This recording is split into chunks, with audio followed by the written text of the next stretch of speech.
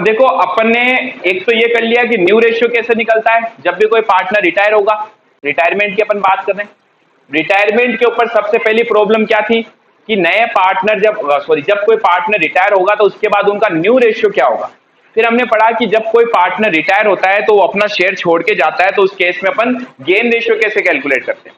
फिर हमने पढ़ा कि अगर कोई पार्टनर फर्म छोड़ के जा रहा है, वो अपना हिस्सा छोड़ के जा रहा है, तो बाकी के पार्टनर्स को कहेगा कि लाओ भाई मुझे गुडविल दो, क्योंकि मैं अब क्या करूंगा, मैं अपना हिस्सा आपको बेच के जा रहा हूं, तो आज जाते वक्त मुझे आप गुडविल दो। तो उसका एडजस्टमेंट कैसे होता है वो अपन ने देख लिया। अब नेक्स्ट पॉइंट आता है कि जब पार्टनर फर्म छोड़ के जा रहा है तो क्या हमारे पास अनडिस्ट्रीब्यूटेड या एक्यूमुलेटेड प्रॉफिट एंड लॉस हो सकते हैं? क्या हो सकते हैं? ठीक है यार। अब एक्यूमुलेटेड का मतलब क्या है? वो प्रॉफिट एंड लॉस जो आज तक फर्म ने कमाए लेकिन अभी तक हमने पार्टनर्स में डिस्ट्रीब्यूट नहीं किया। अब क्योंकि अगर कोई प्रॉफिट एंड लॉस है जो बिजनेस ने कमाए तो इसका करना क्या होता है, अपने को पार्टनर्स में डिस्ट्रीब्यूट करना होता है। हर साल हम जो प्रॉफिट कमाते हैं वो पार्टनर्स में बांट देते हैं। लेकिन कई बार हमने क्या किया, हमारे प्रॉफिट को नहीं बांटा, रोक के रख लिया। हमने कहा भाई बिजनेस के ओनर्स ने बोला पार्टनर्स ने कि इस बार प्रॉफिट नहीं बांटेंगे, ये पैसा बिजनेस में यूज ले लेते हैं। ठीक है। कई बार ऐसा होता है आप अपनी अनसर्टेन कंडीशंस के लिए फ्यूचर में, अगर आपको लग रहा है कि भाई फ्यूचर में कुछ भी कंडीशन हमारी सर्टेन नहीं होती है, अनसर्टेन कंडीशन के लिए आप कुछ पैसा रिजर्व करना चाहते हो, प्रॉफिट में से हर साल कुछ हिस्सा आप अलग करके इकट्ठा कर लेते हो कि भाई अगर कभी इमरजेंसी आ जाए तो हम यहां से पैसा यूज ले लेंगे। वो क्या होता है? वो होता है जनरल रिजर्व, यानी आपने रिजर्व कर लिया पैसे का, प्रॉफिट को रिजर्व कर लिया। अब बात ये आ रही है कि आप 3 पार्टनर थे, साथ में काम कर रहे थे, आपने प्रॉफिट कमाए, आपके पास जनरल रिजर्व आए, है ना, जो इकट्ठा किए पड़े। अब जो पार्टनर फर्म छोड़ के जाएगा, कौन जाएगा? जैसे मैंने कहा ए बी सी 3 पार्टनर है, सी फर्म छोड़ के जाएगा, तो आपको नहीं लगता वो जाते वक्त क्या बोलेगा, इसमें मुझे हिस्सा चाहिए, ये वो प्रॉफिट है जब मैं आपके साथ में था। हमने कहा सही बात है, आपने जो रिजर्व इकट्ठा करे तभी भी तो ये शेयर आपके साथ में ही था। यस। तो जब भी कोई पार्टनर फर्म छोड़ के जाएगा उस केस में हम ये देखेंगे, अगर आपके पास में कुछ भी प्रॉफिट एंड लॉस का बैलेंस पड़ा है या किसी भी तरीके का आपने रिजर्व कर रखा है, क्या कर रखा है? रिजर्व, तो इसे हम पार्टनर्स में डिस्ट्रीब्यूट करेंगे। मैंने प्रॉफिट एंड लॉस दोनों बोला है। कई बार ऐसा भी होता है बिजनेस में लॉस हो गया इस बार, तो पार्टनर्स ने आपस में डिस्ट्रीब्यूट नहीं किया, बोला अगले साल के प्रॉफिट से हो सकता है एडजस्ट कर लें, लेकिन बीच में अगर कोई पार्टनर निकल गया तो इसका एडजस्टमेंट करना पड़ेगा। तो बिजनेस के पास प्रॉफिट भी हो सकते हैं तो लॉस भी हो सकते हैं। ठीक है। तो एक्यूमुलेटेड प्रॉफिट एंड लॉस के अंदर क्या क्या चीजें आ सकती हैं और ये कहां मिलेगी आपको? जब पार्टनर जाएगा तो क्वेश्चन आपको देगा उसकी बैलेंस शीट। क्या देगा? Balance sheet. इस बैलेंस शीट में मैं सिर्फ आइटम कौन सी लिख रहा हूं, अन डिस्ट्रीब्यूटेड प्रॉफिट एंड लॉस या एक्यूमुलेटेड प्रॉफिट एंड लॉस। ठीक है। क्या क्या हो सकता है अपने पास? हमारे पास हो सकता है प्रॉफिट एंड लॉस अकाउंट, ये है लाइबिलिटी साइड और ये asset side. Profit and loss का बैलेंस अगर लाइबिलिटी में होता है तो पता है क्या होता है? ये होता है प्रॉफिट। ठीक है। और क्या पी एंड एल का डेबिट बैलेंस भी हो सकता है, यानी लॉस भी हो सकता है? हो सकता है। अगर लॉस होगा तो पी एंड एल आएगा कहां? एसेट साइड में, ये होता है लॉस। ठीक है। और क्या क्या हो सकता है हमारे पास? जब पार्टनर फर्म छोड़ के जा रहा है तो उस टाइम हो सकता है हमारे पास जनरल रिजर्व पड़ा हो सकता है हमारे पास में कैपिटल रिजर्व पड़ा हो। आउटस्टैंडिंग एक्सपेंस कोई अनडिस्ट्रीब्यूटेड प्रॉफिट एंड लॉस थोड़ी है, वो तो नॉर्मल लाइफ थी है। But undistributed profit and loss क्या होते हैं? अनडिस्ट्रीब्यूटेड प्रॉफिट एंड लॉस होते हैं जो बिजनेस ने कमाए लेकिन अभी तक हमने पार्टनर्स में बांटा नहीं। अब आउटस्टैंडिंग लाइबिलिटी तो कोई ऐसा खर्चा होता है जो हमने पे नहीं किया। आ रहा है समझ में? ये ऐसे गुटके की स्मेल के सारी कौन है ये? चलो अभी इधर आओ। नहीं मैं आऊंगा, चेक करूंगा एक मुंह खोल के चेक करूंगा। चलो निखिल आ करो बेटा। नहीं है, ये तो नहीं है। और कौन है प्राणी?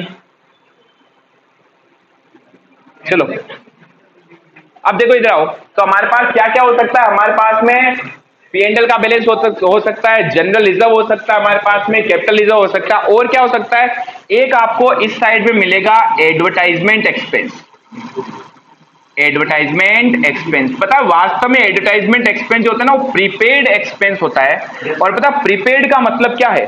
वो खर्चा जिसका बेनिफिट फ्यूचर में मिलेगा और आपने पे आज ही कर दिया। ठीक है। तो अब आपको नहीं लगता ये जो खर्चा ये भी पार्टनर के जाते हुए जिसका एडजस्टमेंट करना पड़ेगा, क्योंकि पार्टनर तो आज चला जाएगा, है ना। ये हो सकते हैं। तो ये कुछ हमारे पास आइटम है। अब हमने कहा 3 पार्टनर थे, ए बी और सी। सी फर्म छोड़ के जा रहा है। सी के फर्म छोड़ के जाने पर हमारे पास ये सारी चीजें पड़ी है, इकट्ठा किया हुआ। एक्यूमुलेटेड का मतलब होता है इकट्ठा, रिजर्व, एक तरीके से रिजर्व ये, ठीक है। तो सी जब फर्म छोड़ के जाएगा, स्टॉक होता है गुड्स बेटा, ये होते हैं प्रॉफिट। जेब में 100 रुपए पड़े हैं, वो उसको आप प्रॉफिट का पार्ट मान सकते हो, लेकिन घर के अंदर 2 किलो शक्कर पड़ी है, वो गुड्स मान सकते हो। चाय बनानी है, गुड्स। हाँ बोलो। कर सकते हो, वहां आता भी है कई जगह एक्यूमुलेटेड वर्ड। तो सी जब फर्म छोड़ के जाएगा तो सी कहेगा भाई ये जो चीजें है ना इसका एडजस्टमेंट करो, प्रॉफिट है तो मुझे प्रॉफिट मिलना चाहिए, और कोई दिक्कत नहीं, अगर लॉस है तो मैं लॉस लेके जाऊंगा, कहां प्रॉब्लम है ना।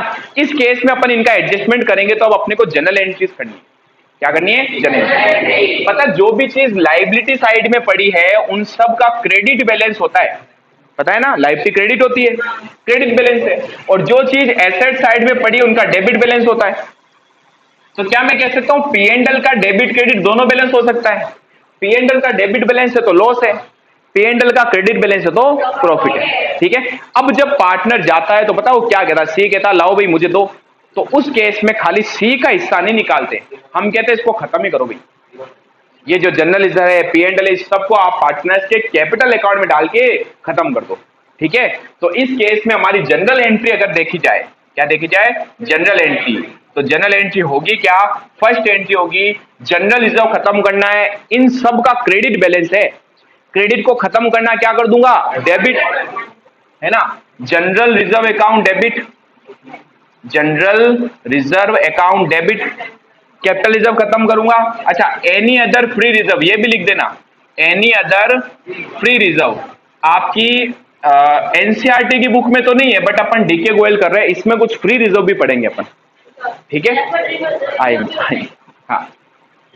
डेफर्ड रेवेन्यू एक्सपेंस, यहां पर लिख सकते हो डेफर्ड रेवेन्यू एक्सपेंस, ये भी है डेफर्ड रेवेन्यू एक्सपेंस, इसको भी हम बांट के खत्म कर देते हैं, ठीक है। तो general reserve account debit, capital reserve account debit, ये बैलेंस शीट बनाना ध्यान रखना, ठीक है, ताकि पता चले कि ये हमारे पास क्या होते हैं, accumulated profit and loss. Capital reserve account debit, free reserve account debit, free reserve account debit. और देखो ध्यान से, ये सारे जो रिजर्व इकट्ठा किए हुए हैं इनसे पार्टनर को बेनिफिट होता है। अच्छा, ये कई बच्चे कहते हैं सर ये तो लाइबिलिटी है, लाइबिलिटी हम पार्टनर में दे रहे हैं तो नुकसान हो रहा है। बेटा लाइबिलिटी किसके लिए? फर्म के लिए, और फर्म के लिए लाइबिलिटी इसीलिए है कि हमें पार्टनर को चुकाना है। अब पार्टनर को जब देंगे तो पार्टनर को तो बेनिफिट होगा, पार्टनर को जनरल रिजर्व मिल रहा है, पार्टनर को बचा हुआ प्रॉफिट मिल रहा है, जो भी हमने इकट्ठा किए हुए थे रिजर्व वो सारे हम पार्टनर को दे रहे हैं, तो आपको नहीं लगता उनकी कैपिटल बढ़ेगी? किन पार्टनर्स की? ओल्ड पार्टनर्स की। और ध्यान रखना ओल्ड में जाने वाला भी तो शामिल होगा, जो पार्टनर जा रहा है उसको भी हिस्सा मिलेगा। टू में क्या लिख देंगे? To old partners capital account, capital account. अब ये अच्छा एक पी एंड एल भी लिख देना, पी एंड एल मैंने लिखा नहीं, profit and loss account debit. ये कौन सा है? ये है क्रेडिट बैलेंस, जिसको हमने डेबिट करके क्या कर दिया? खत्म, ठीक है। इन सारी चीजों से पार्टनर की कैपिटल बढ़ेगी, इसलिए पार्टनर की कैपिटल को हमने किया क्रेडिट। हाँ अब करेंगे ना, अभी ये देखो दूसरी एंट्री, ये क्या है? इसका नरेशन क्या हो जाएगा? Being accumulated profits, accumulated profits distributed to old partners in their old ratio। अब आता दूसरा पॉइंट, सर ये तो बांट दिया, इसका क्या करेंगे? ये भी तो बटेंगे। अब बताओ एसेट्स खत्म कर रहा हूं, नुकसान हो रहा है पार्टनर्स को, ये क्या है? ये भी लॉस है। ये एक्सपेंस जो पे कर चुके हो वो भी लॉस है ना। तो ये सारी चीजें हमारे लिए लॉस होती है, और लॉस होने पर पार्टनर की जो कैपिटल है वो डेबिट की जाती है। क्या की जाती है? डेबिट। लॉस बांटूंगा तो पार्टनर की कैपिटल कम होगी ना, होगी कम। क्या करूं, डेबिट या क्रेडिट? जाओ फिर जाओ। अब देखो भाई, XYZ 3 पार्टनर्स हैं जिनका रेशियो दिया हुआ आपको क्या? 456 जनरल रिजर्व है 75,000, P&L है हमारे पास में 30,000। क्वेश्चन अगर कुछ नहीं कहे तो इन दोनों का नॉर्मल बैलेंस क्या होगा, क्रेडिट होगा। अब इन दोनों को अपन को बांटना है, किन पार्टनर्स में बांटूंगा, ओल्ड पार्टनर्स में। किस रेशियो में, ओल्ड रेशियो में। दोनों का क्रेडिट बैलेंस से खत्म करूंगा, क्या कर दूंगा, डेबिट। देखो पूछा क्या है, make the general entry, general entry करनी है तो क्या लिखेंगे, पहले जनरल रिजर्व को खत्म कर दें, जनरल रिजर्व अकाउंट डेबिट 75,000, साथ में P&L को भी ले लूं क्योंकि दोनों का क्रेडिट ही बैलेंस है ना, दोनों को खत्म करूंगा, डेबिट कर दूंगा। गड़बड़ कब हो जाती, अगर ये डेबिट होता तो उसको खत्म करने के लिए मुझे क्रेडिट करना पड़ता, जबकि इसको खत्म करने के लिए मुझे डेबिट करना पड़ता, तो दो एंट्रीज होती। बट फिलहाल अपन दोनों की कंबाइंड एंट्री कर सकते हैं। ये दोनों चीजें मुझे पार्टनर्स में बांट देनी है, तो general reserve account debit, profit and loss account debit, और 2 में क्या आएगा, 2 में X capital, 2 Y capital and 2 Z capital. Old partner का जिक्र हुआ है तो ओल्ड पार्टनर्स ले लेने बस। अब बताओ टोटल कितना हिस्सा था, 75 प्लस 30, नहीं रेशियो दिया हुआ है ना क्वेश्चन में, ओल्ड रेशियो। ओल्ड रेशियो क्या था, 4, 5 एंड 6। ये रहा देखो, ओल्ड रिजर्व एंड सरप्लस या P&L अकाउंट, ये सारी चीजें ओल्ड पार्टनर्स में उनके ओल्ड रेशियो में बांटकर खत्म कर दी जाती है। ठीक है, तो अब देखो कितना हो गया टोटल, 75 प्लस 30, 1,05,000 को बांटूंगा तो 1,05,000 मल्टीप्लाई एक्स का हिस्सा 4/15। ठीक है, 1,05,000 मल्टीप्लाई 5/15, 1,05,000 मल्टीप्लाई 6/15। दो नंबर के क्वेश्चन आते हैं ये एग्जाम में, कुछ नहीं करना होता, एंट्री करनी होती है। और वहां पर बच्चा कंफ्यूज, क्या पूछ लिया, अरे भाई क्या क्या पूछ लिया, इतने बार क्वेश्चन करवाएं।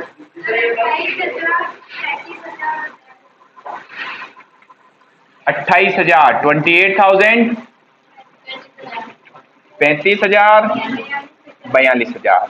नरेशन क्या हो जाएगा, being undistributed profit and loss, distribute, accumulated बोल दो एक ही बात है, distribute in old partners in their old ratio. हाँ भवानी जी क्या बोल रहे हो, क्वेश्चन कहना ये चाह रहा है कि जब कोई पार्टनर गया उस टाइम आपके पास जनरल रिजर्व पड़ा है, P&L पड़ा है, बताओ इसको एंट्री क्या करोगे, कुछ नहीं, इसको बांट देंगे, बांटने की ये एंट्री करेंगे, बात ही कर बस। जाएगा, जब भी पार्टनर आए या जाए दोनों ही टाइम सेम ट्रांजेक्शन होता है। आपको मैंने एडमिशन वाला चैप्टर पढ़ाया तो नहीं कराया, ये पॉइंट क्या पढ़ाया था, एडमिशन में भी जब कोई पार्टनर आता था तो भी अगर हमारे पास अनडिस्ट्रीब्यूटेड प्रॉफिट एंड लॉस होते थे तो उसको हम बांट देते थे ओल्ड पार्टनर्स में उनके ओल्ड रेशियो में, सेम पॉइंट है। ठीक है सर, एक और कराओ फटाफट। Question number 27। अब देखो बार बार क्वेश्चन आपको ओल्ड और न्यू रेशियो भी देगा ताकि आप थोड़ा टेंशन में आ जाओ, आप भटक जाओ अपने राह से, लेकिन हम अडिग रहेंगे, हम बिल्कुल भी नहीं भटकेंगे, डरे तो हम वैसे ही किसी से नहीं है, हैं? देखिए 27 क्या है, इस बार हमारे पार्टनर से 4, A, B, C और D, जिनका रेशियो दिया हुआ आपको 4:3:2। C रिटायर, इस बार कौन जा रहा है, C जा रहा है। ठीक है, and the remaining partner decided to share future profit, यानी बाकी के पार्टनर्स का न्यू रेशियो भी दे दिया, A, B और D का न्यू रेशियो क्या है, new ratio 5:3:2। On the date of C's retirement, अब देखो क्या बोल रहा है, सी के रिटायरमेंट पर छापो मत, सब्र रखो, सबका ध्यान बोर्ड पे।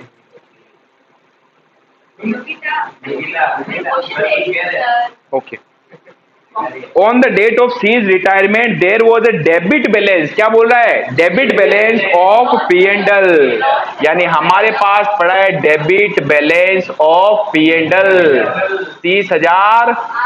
हमने कहा डेबिट है तो खत्म करना है, क्रेडिट कर देंगे, तो अब डेबिट क्या हो जाएगा, old partners capital account. Loss है तो पार्टनर की कैपिटल बढ़ेगी कि कम होगी? कम होगी। तो क्या एंट्री हो जाएगी? Old partners capital account debit to P&L। Exam में आए हुए 2-2 नंबर के क्वेश्चन और बच्चा साइलेंटली बैठता है, ये क्या हो गया? आगे, show the necessary general entry for the treatment of profit and loss balance. बताओ क्या एंट्री होगी? बच्चों वाला क्वेश्चन है। हाँ बोलो। ओल्ड पार्टनर्स में कौन थे? ध्यान रखना, सारे आएंगे। न्यू रेशियो का कोई रोल है क्या? कोई रोल नहीं है, सिर्फ आपको भटकाने के लिए लिखा। क्या एंट्री हो जाएगी बताओ? A's capital account debit, B's capital account debit, C's capital account debit, D's capital account debit to profit and loss account. पूरा लिखना है, to profit and loss account. कितने का था? हमने कहा 30,800 का था। तो इस डेबिट बैलेंस ऑफ P&L को debit balance of profit and loss account distribute कर देंगे, distributed by old partners, distributed by old partners in their old ratio. जो क्या था?